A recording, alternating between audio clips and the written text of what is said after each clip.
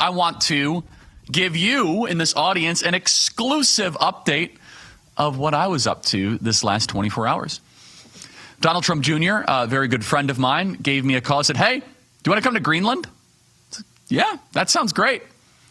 So we boarded Trump Force One at 2 a.m. on January the 7th. I even hid this from most of my staff. Almost no one had any idea this was not to be leaked, not to be publicized. At 2 a.m., we got on Trump Force One and flew from Palm Beach to Nuuk, Greenland. 6-hour flight, 3-hour time change. Let's get all the videos, guys, up there and all the pictures, please. Landed around 11 a.m. local time as the sun was rising. The sunrise in Greenland this time of year is at 11 a.m. Get off the plane, and by the way, we are greeted by hundreds of people that are just curious. We then go to the top of a very sacred site in Greenland, the place where the first missionary actually ever came to Greenland from Europe in 1745. Yeah, that's it right there. That's right as the sun is rising. And all of a sudden, we started to run into people with MAGA hats all throughout Nuuk, Greenland. Now, mind you, the population of Greenland is 50,000 people. In Nuuk, it's something like 30,000 people, maybe. And all of a sudden, people are lining the streets asking Donald Trump Jr. for pictures, and they have MAGA hats. And there's people, by the way, there's a greeting group at the airport of hundreds of people.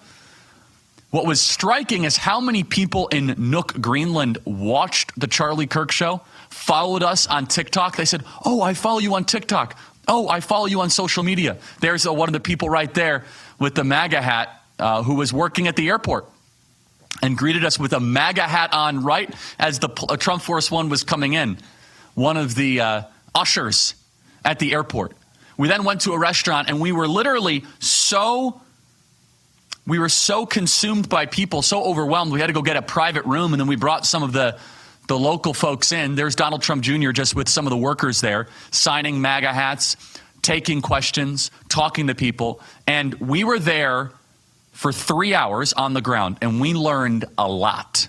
Number one, it is so hard to do it justice. It's very, very hard to articulate. It's hard to show the pictures of just how beautiful Greenland is. I've been to Alaska. I've been to all parts of Canada. It is objectively one of the most pristine, overwhelming physical environments that I have ever seen. It's untouched. It's as raw nature as you can ever find, that you can ever come in contact with. It's like you are here and there is the wild. There's polar bears that walk around Nuuk. Polar bears. Very spiritual in many ways. Incredibly so. That's number one. Number two, talking to the locals and getting to know them. They can't stand their current Danish masters. They believe that Denmark, who is currently controlling of Greenland and of Nuuk, which is the largest city in Greenland, they are being mistreated. They do not like the status quo, and they want a change. They say that when they go to Copenhagen, which of course is the capital of Denmark, they are told by local Danes, go back to your home of Nuuk. You're not welcome here. They want to be part of a country that respects them, that gives them human rights. Right now, they said, quote, we feel like prisoners in our own land, that we are being controlled by these Danish masters who treat us terribly. And number three, which was the other takeaway, the people of Greenland are some of the sweetest, they are some of the kindest and warmest people. Incredibly authentic. Now, you might be asking, but what is the reason that everyone is talking about Greenland? Greenland is not just a fun issue to debate. There are very serious geopolitical reasons as to why the United States of America should assume control or purchase or whatever process the president ends up doing, back control of Greenland.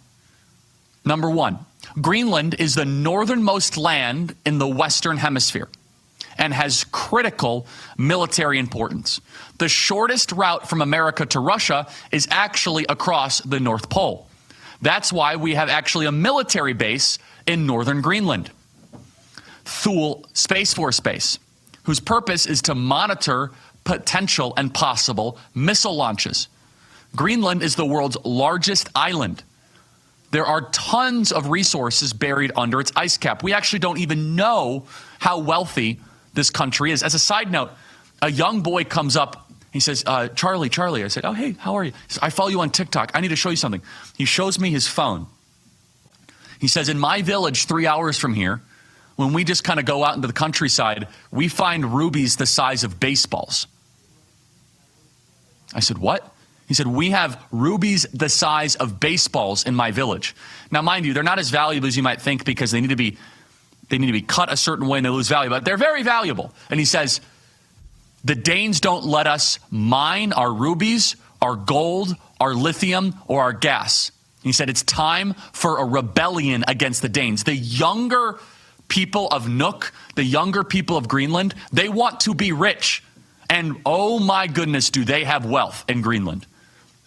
Incomprehensible amounts of wealth. We are talking that Greenland could be the new Saudi Arabia, Qatar, Russia, Permian Basin, Marcellus Shale, and the Balkan all mixed into one.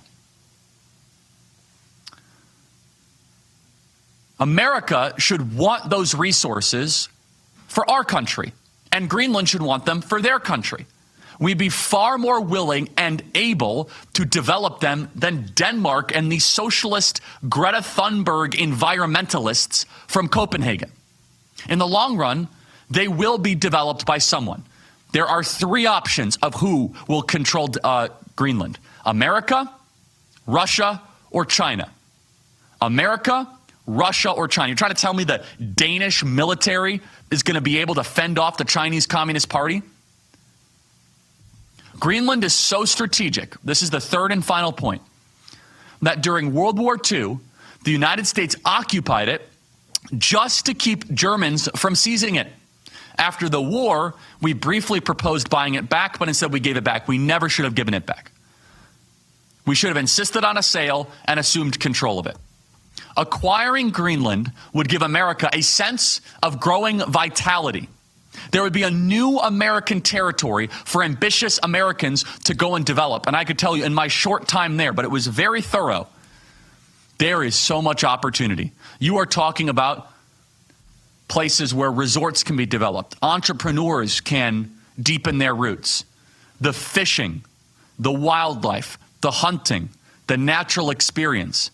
It is a perfect fit to the United States. And people say, oh, Charlie, America shouldn't expand. Well, Alaska is part of the United States. We purchased Alaska, and that was a good purchase for America. Greenland, for the 21st century, would not just be good, it is essential. It is integral. Strategic location, defense against threats, access to key resources, preventing China's expansion, and economic and military advantage. It was an honor to be able to see Greenland firsthand and right up close. I never thought I would do it. And I think the table is set for President Trump to make the art of the deal happen, the art of the possible. And we might welcome Greenland as part of our American family.